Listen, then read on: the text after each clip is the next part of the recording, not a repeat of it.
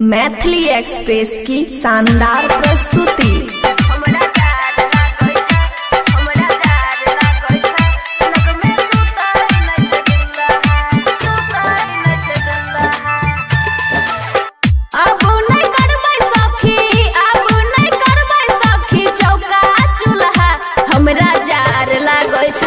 हमरा जार लागै छै लग में सुतै नै छै दुल्हा।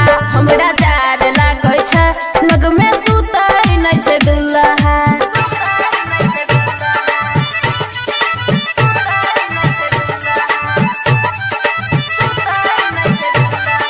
डीजे सुमित सतीश रैमा, डीजे सुमित सतीश रैमा, खुशी रिकॉर्डिंग स्टूडियो बलुआहा।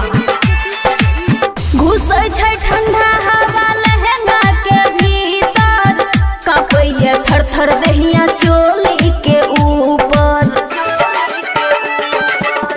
घुसैया ठंडा हवा लहंगा के भीतर, कांपैया थर थर देहिया चोली के भीतर।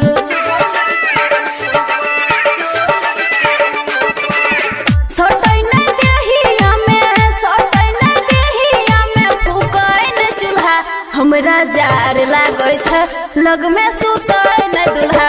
हमरा जार लागै छै लग में सुतै नै छै दुल्हा। मिक्स बाय अमन अक्के, डीजे सुमित सतीश रैमा, डीजे सुमित सतीश रैमा।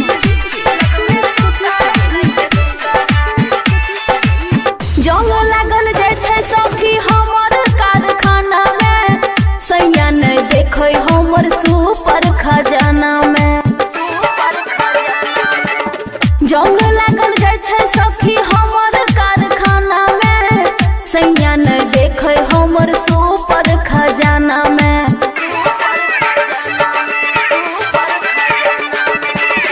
पिया बकलोल हमर, पिया बकलोल हमर, फूकै नै चूल्हा। हमरा जार लागै छै लग में सुतै नै छै दुल्हा।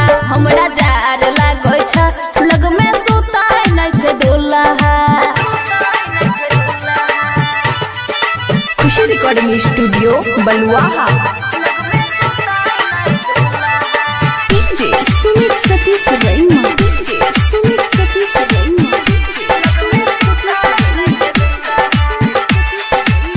बिगड़ल बिहारी पिया बुझै नै बतिया, दीपाली शर्मा के कटै नै छै रतिया।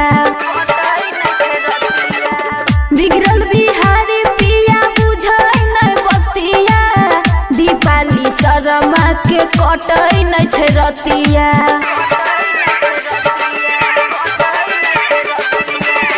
देवर बकलोल हमर, देवर बकलोल हमर, बुझै नै बतिया। बड़ा जार लागै छै लग में सुतै नै छै दुल्हा।